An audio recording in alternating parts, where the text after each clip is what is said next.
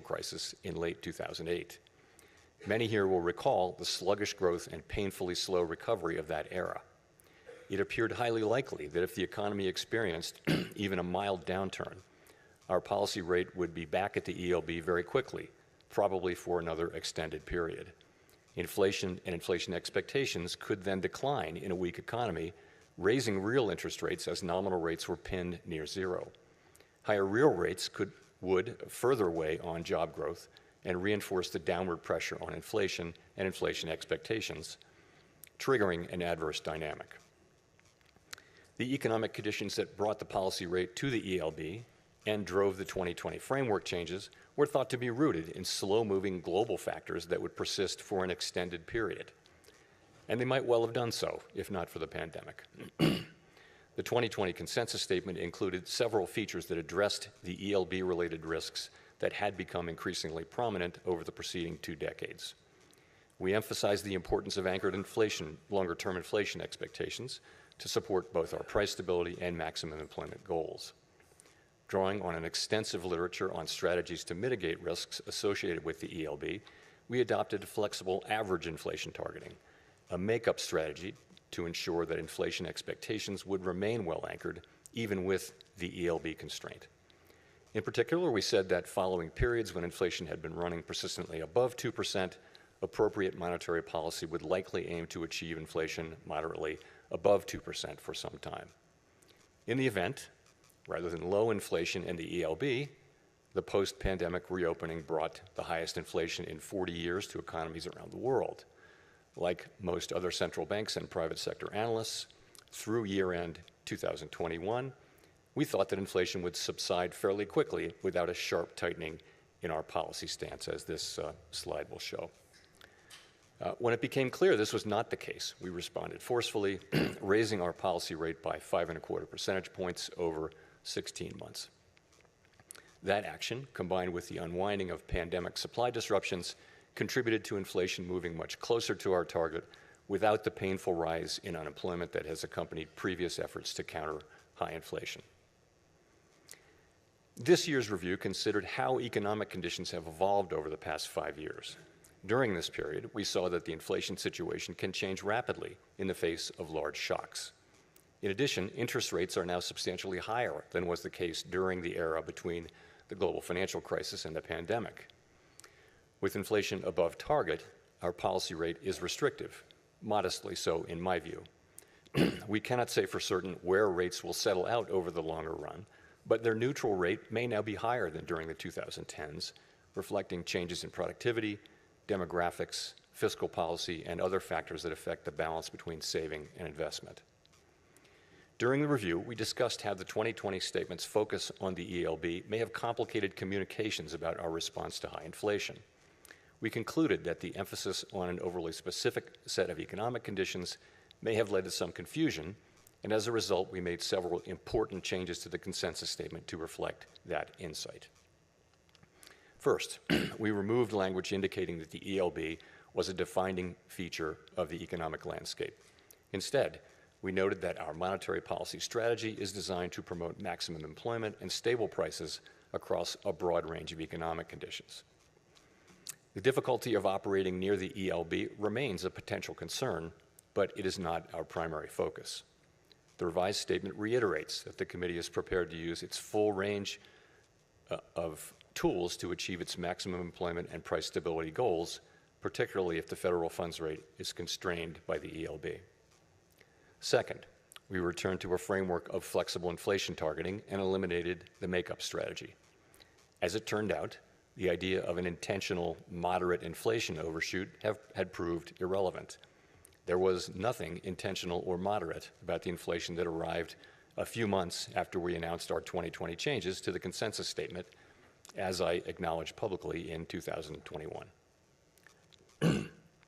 Well-anchored inflation expectations were critical to our success in bringing down inflation without a sharp increase in unemployment. Anchored expectations promote the return of inflation to target when adverse shocks drive inflation higher and limit the risk of deflation when the economy weakens. Further, they allow monetary policy to support maximum employment in economic downturns without compromising price stability. Our revised statement emphasizes our commitment to act forcefully to ensure that longer-term inflation expectations remain well anchored to the benefit of both sides of our dual mandate. It also notes that price stability is essential for a sound and stable economy and supports the well-being of all Americans. This theme came through loud and clear at our Fed Listens events. The past 5 years have been a painful reminder of the hardship that high inflation imposes, especially on those least able to meet the higher costs of necessities. Third, our 2020 statement said that we would mitigate shortfalls rather than deviations from maximum employment. The use of shortfalls reflected the insight that our real-time assessments of the natural rate of unemployment, and hence of maximum employment, are highly uncertain. The later years of the post-global financial crisis recovery featured employment running for an extended period above mainstream estimates of its sustainable level, along with inflation running persistently below our 2% target.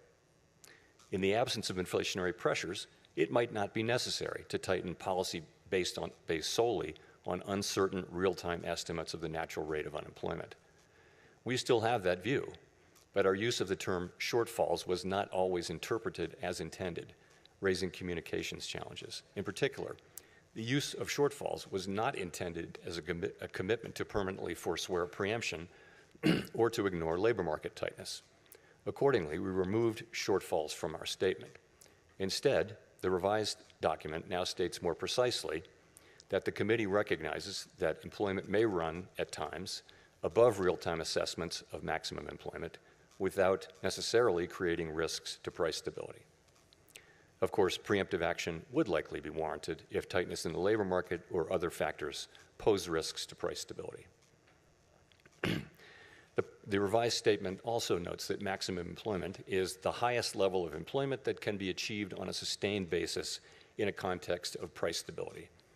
This focus on promoting a strong labor market underscores the principle that durably achieving maximum employment fosters broad-based economic opportunities and benefits for all Americans.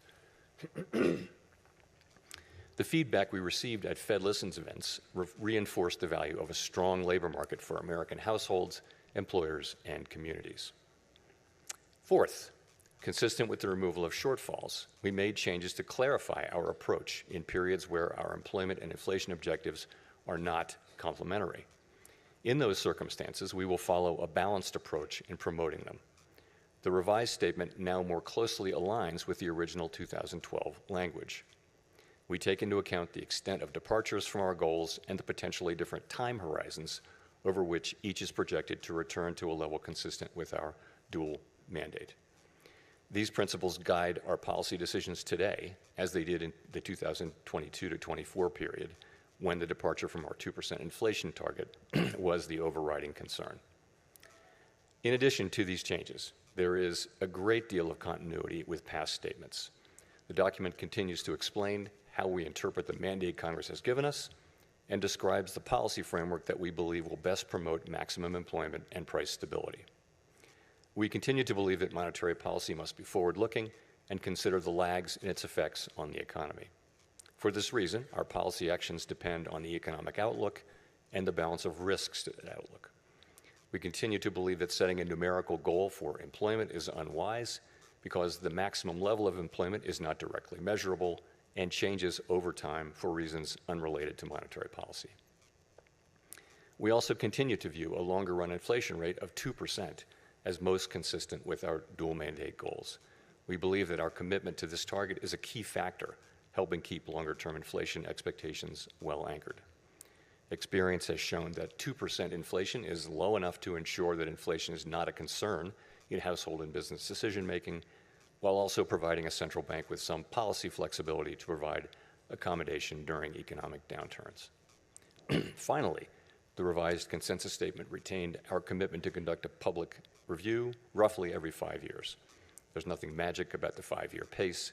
That frequency allows policymakers to reassess structural features of the economy and to engage with the public, practitioners, and academics on the performance of our framework.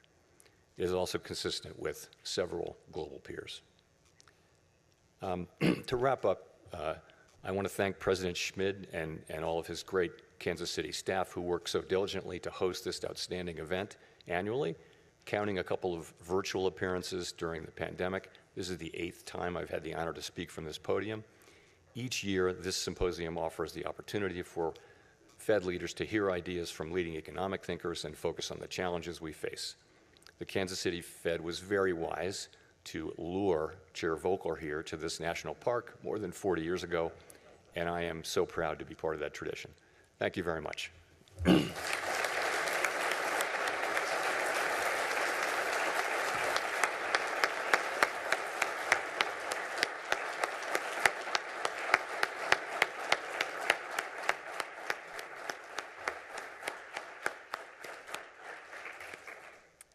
Thank you very much.